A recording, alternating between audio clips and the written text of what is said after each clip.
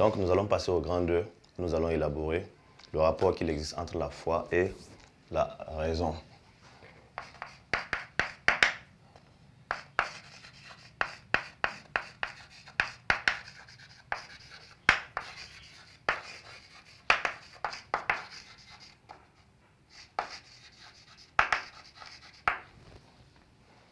Alors, qu'est-ce que la foi? La foi, c'est tout simplement la croyance. Une croyance totale, une croyance aveugle. Et qu'est-ce que la raison? La raison, c'est la faculté qui nous permet de réfléchir. Alors, il se trouve que ces deux entités sont les deux versants essentiels de la vie de l'homme. L'homme, à travers sa raison, essaie d'apprendre, essaie de comprendre. Mais il arrive des fois que l'homme se retrouve face à un mur. Autrement dit, il arrive des fois que sa raison n'arrive plus à l'éclairer. Il n'arrive plus à répondre à des questions liées à son existence. Alors c'est en ce moment qu'il fait recours à sa foi. Et quelles sont ces questions? Qui suis-je? Comment suis-je arrivé ici? Qui est mon créateur? Alors face à ces questions existentielles, l'homme n'arrive pas à trouver de réponse claire. Une seule option lui est proposée, l'adhésion à la religion. L'adhésion à un créateur beaucoup plus grand, beaucoup plus important que lui, qui lui permettra justement de trouver des réponses liées à ces questions existentielles. Autrement dit, la foi en un être suprême. Donc, le rôle justement de la religion vient conforter l'homme dans sa position de soumission. Autrement dit, dans une position dans laquelle il se rend compte que sa raison ne le permet pas de tout comprendre et de tout deviner. Au départ, toute impression portait à croire que la foi et la raison étaient deux choses diamétralement opposées, parce que les philosophes d'avant étaient traités de fous par les hommes d'église, parce qu'ils trouvaient que les philosophes profanaient la religion. Il fallait justement l'arrivée des philosophes comme Saint Augustin, Saint Thomas d'Aquin, pour faciliter la compréhension du rapport qu'il existe entre la philosophie et la religion. Et c'est dans ce sens que Saint Augustin disait d'ailleurs, il faut croire pour comprendre et comprendre pour croire, pour montrer entre autres que la foi et la raison ne sont pas opposées, mais au contraire sont complémentaires. Parce que grâce à la raison qui se trouve la réflexion, l'homme arrive à renforcer sa foi. Et grâce à sa foi également, il arrive à renforcer sa raison parce qu'il comprend davantage et il a foi en sa manière de comprendre les choses. On prend un exemple très simple, les scientifiques, bien qu'ils mettent en pratique l'usage de leur raison, ont besoin de foi.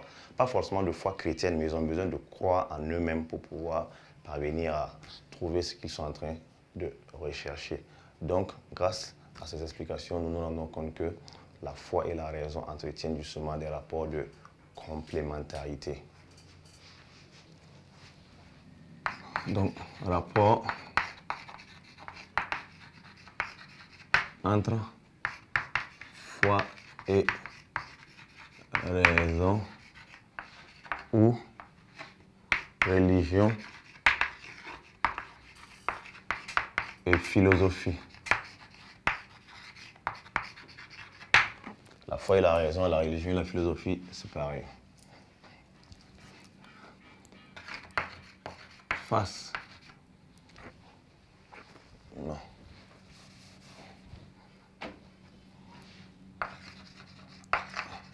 La foi et la raison constituent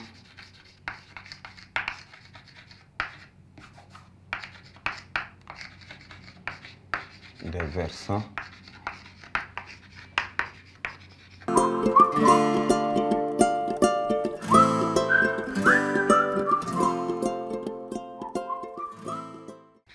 même réalité.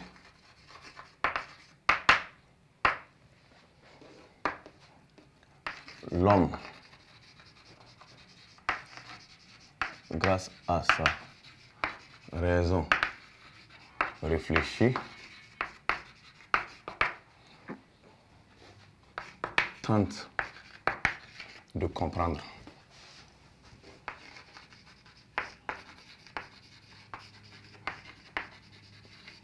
Le monde. Malheureusement,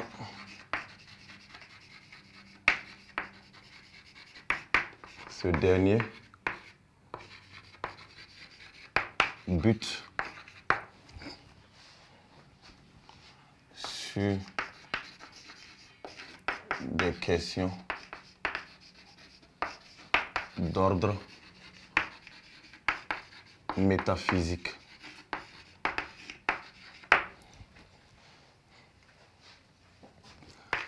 La foi intervient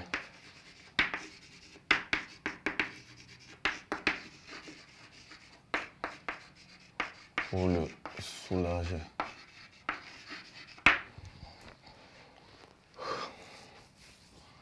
Foi et raison entretiennent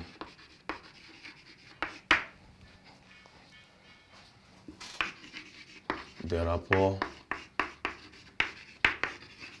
de complémentarité.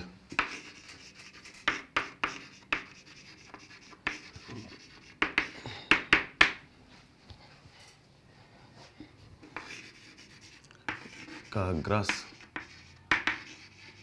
à la raison, la foi se retrouve inébranlable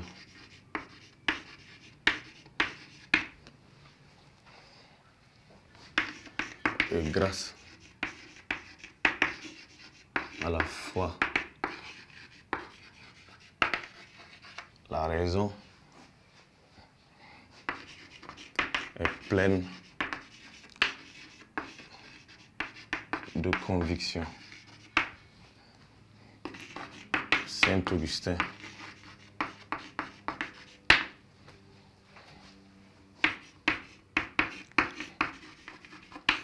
il faut croire pour comprendre et comprendre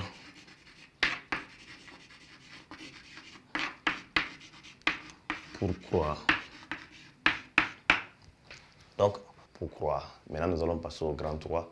Nous allons élaborer les enjeux de la religion. Autrement dit, les avantages de la pratique religieuse dans la vie de l'homme et les inconvénients de la religion dans la vie de l'homme.